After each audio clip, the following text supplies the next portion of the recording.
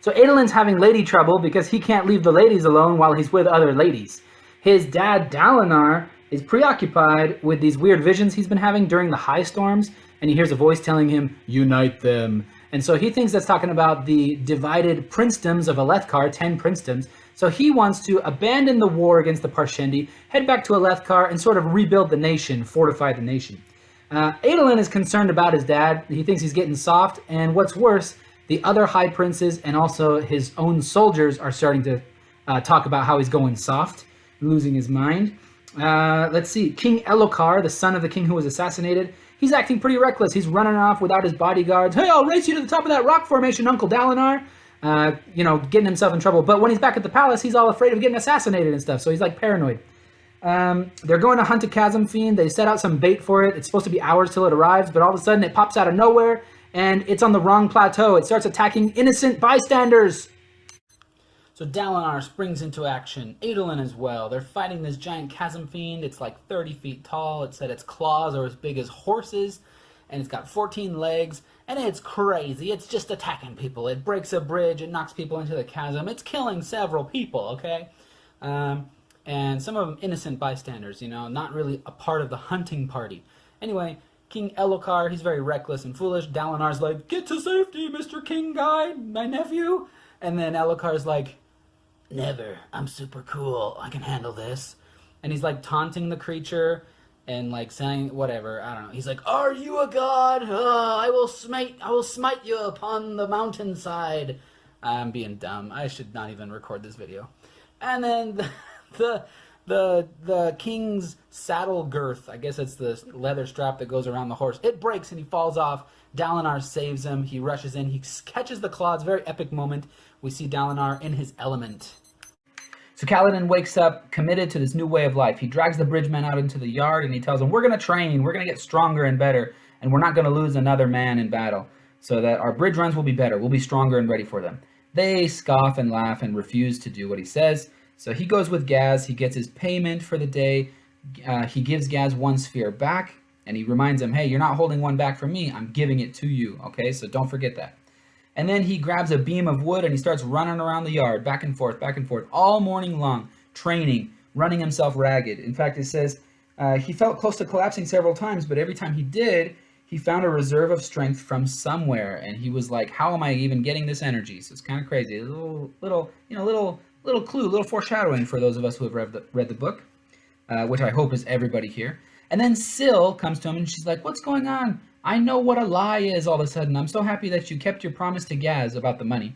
And I know what death is," and she's confused why she knows these things. So Adolin, Dalinar, Sadeas, the king, they're all stuck on this plateau because the chasm fiend destroyed the bridge, so they have to wait for another bridge crew to come get them. Speaking of bridge crews, we learn Sadeas uses bridge men to carry his bridges because they're faster, but also he utilizes them as a sort of decoy, because the Parshendi, they shoot their arrows at the bridgemen. Sadeas sees them as totally expendable, so it works for him. Less of his soldiers get killed. Dalinar doesn't like this. He thinks it's sort of reprehensible. So he uses bridges with wheels on them. They're much slower, so he doesn't win as many gem hearts. King Elokar assigns Dalinar the task of investigating the saddle girth that broke. He thinks it was an assassination attempt. So Dalinar delegates that to Adolin. In this chapter, we also learn that Dalinar and Sadeas used to be great friends, but when the old King Gavilar, when he was assassinated, it caused a rift in their friendship, but they did make a sacred oath to each other that they would do everything possible in their power to protect his son, King Elokar. Cal desperately wants to protect his men, so he goes to the apothecary to buy some bandages. He cannot afford antiseptic, and the apothecary is like, "Hey, what's up with these dun spheres you're giving me?" And he's like, "Hey, they were just glowing the other day. What's going on?" And then he gets back to camp, and they get called on a bridge run. It's pretty bad.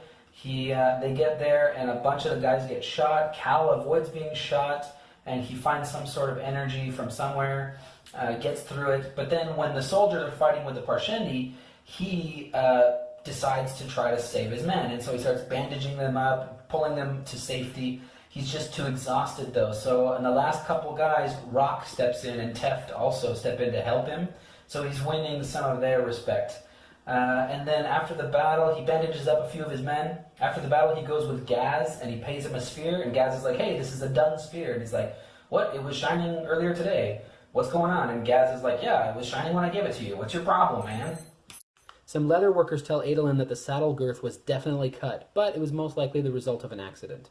Dalinar decides not to go chasing after a gem heart and instead goes up to the palace to talk to the king. On his way there, he's talking with one of his scribes, and we basically learn that the other 9 high princes were very loyal to the old King Gavilar, but they're a little less than loyal to his son Elhokar. And so Dalinar is really worried that the kingdom is going to split into a bunch of feuding princedoms. He promises Renarin that he'll give him some Shardblade and or a Shardblade whenever he wins some more in the war. Adolin goes to the temple, talks to an Ardent named Kadash, and we basically learn that in their culture and their religion, these visions that Dalinar is claiming to have should be impossible. So they kind of decide that he's either a heretic and lying, or he's going insane. Dalinar actually talks with King Elhokar and convinces him to make him the High Prince of War if he can convince the other High Princes to cooperate. And then on his way back to camp, a high storm arrives. As soon as the storm wall hits, Dalinar starts having a vision. So he wakes up in this small little village that's being attacked by these oily black creatures. He's trying to fight them off, but there's just too many of them. He kills a few, and then he's talking to this woman, and he asks her about the creatures, and she says these come during the desolations. And he is sort of bewildered by that because the desolations are things that happened before the Shadow Days, before history was even recorded. So he's like way, way back in time. And then a bunch of Shardbearers show up and save the day, but they're not really what Dalinar recognizes as Shardbearers, or what he would normally think of as Shardbearers. One of them is a woman, first of all, which blows his mind. She uses a gemstone to heal him, like magically, and then like they can fly and stuff. There's just all this stuff that they can do that is not normally associated with Shardbearers. So he asks them, are these things Voidbringers, these creatures? And they're like, these are just Midnight Essence, not a big deal. So then at the end of the vision, he hears a voice, and it tells him that he should trust Sadeas. Kaladin wakes up super sore. He goes and checks on the 3 wounded bridgemen. He sees that Hobber and Dabid seem to be doing fine. They should be okay with time. But Leighton is not going to live if they can't get any antiseptic soon. So he goes outside, he stretches, he forces himself to train a little bit, and he talks with Syl. She asks him, why do men lie? And they talk about the nature of lies and stuff like that. They talk about Dalinar Kholin, the king's uncle, who supposedly never lies. And Kaladin tells her that can't be true. He's a light eyes. That means he always lies. They're all, they're hateful. They're full of deceit. He hates the light eyes so much. Then Gaz comes and tells him that the wounded bridgemen will not be fed or paid until they can do their work.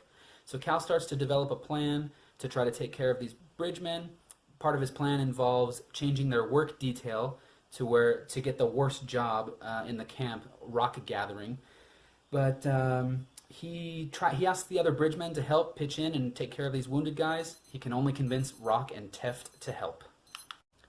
Dalinar and his sons attend a feast hosted by King Elhokar. Wit is there. He's savagely roasting everybody, and it's pretty amazing. So word has gotten out that Dalinar tried to convince Elhokar to abandon the Vengeance Pact. And so everyone's calling him a coward and spreading rumors about him and stuff. So then Dalinar tells Adolin, hey, I've got a new plan. I want to discontinue the siege against the Parshendi and attack more aggressively so we can end this war faster, go back home to Alethkar, and strengthen our kingdom. Navani shows up, and Dalinar is totally shocked. So she tells Dalinar straight up that she thinks Elhokar is a weak king, and she's here to strengthen his rule and protect him from his enemies. So then Elhokar announces, like an idiot, that he's going to make Sadeas the High Prince of Information, and he is assigning him to investigate the saddle girth. So Elhokar is oblivious to this, but this makes Dalinar look really bad, because Dalinar was supposed to investigate the saddle girth publicly, and now that he's assigning it to Sadeas, it kind of looks like maybe he's suspicious of Dalinar, so people are thinking that Dalinar is not trustworthy. Bridge 4 is on rock gathering duty, and so Kaladin takes advantage of this time that they have outside the war camps by sending Rock, Teft, and Syl in search for knobweed. So they gather up a bunch, they come back to the war camp. It's all very covert, so they have to hide it in the wagon. Later that night, they come back and gather it up from the wagon, then they take it to the edge of a chasm, and they start milking those knobweeds for their precious sap, which can, by the way, be used as an antiseptic. That's the whole point. So then they start talking, and we learn that Rock used to be the chef for like this nobleman guy in the Horneater Peaks, but that guy challenged Sadeas to a duel in order to win his Shardblade and lost. So all of his servants became Sadeas' servants. So then Rock was cooking for Sadeas, but then he tried to feed him a bunch of chul dung, and that's how he became a bridgeman. So then they ask Kaladin why he became a slave, and he's like, I killed someone. And they're like, well, murder usually gets you executed. Why are you a slave? And he's like, it wasn't murder. I was congratulated. But it turns out the light eyes don't appreciate it when you turn down their gifts. So Dalinar meets up with High Prince Royon, and he tries to convince him to team up with him to do a joint assault, a joint plateau assault against the Parshendi to accelerate the carnage and hopefully win the war faster. Royon is pretty skeptical, and so Dalinar is trying to sweeten the deal. He tells him, hey, we'll split the wealth, that we gain from the gem hearts and all that good stuff. Royon is like still not having it. So Dalinar actually promises to give him the first set of shards that he wins in battle. Royon is still unconvinced, and he says he needs a little bit of time to think about it.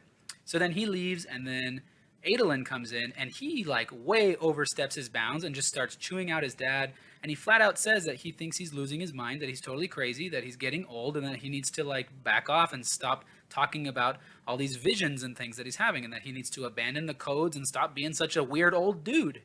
And that's pretty much it. Dalinar is hanging out in the war camps when he hears a horn sounding, signaling that a great shell has been spotted out on the Shattered Plains. So he actually decides to go for this one, to fight for this gem heart. So he grabs his shard plate, he musters his army, and he takes off. Adolin, of course, accompanies him, but so does Sadeas. He tags along, not in pursuit of the gem heart, but in his capacity of High Prince of Information. He starts interviewing Dalinar's soldiers and stuff, and Adolin is really suspicious of this. He tells Dalinar, this guy's trying to frame us, he's trying to sabotage us, he's trying to cause problems. But Dalinar says, you know what, I had a vision that told me I had to trust Sadeas, so I'm just going to trust him. They get to where the Great Shell was, and the Parshendi are there. They start fighting. Dalinar is feeling the thrill of battle. Him and Adolin are fighting against the Parshendi, and it's just crazy. But then he starts to get disgusted with himself. They finish the battle, they win, but he's sort of feeling very conflicted, and it's weird. Kaladin uses the knobweed sap to treat the wounds of the injured bridgemen, and he has some extra left over, so he sells it to the apothecary for a pretty darn good price. Then he finds out that Bridge 4 is assigned to chasm duty. They have to go into the canyons between the plateaus of the Shattered Plains and harvest valuables from the dead bodies down there.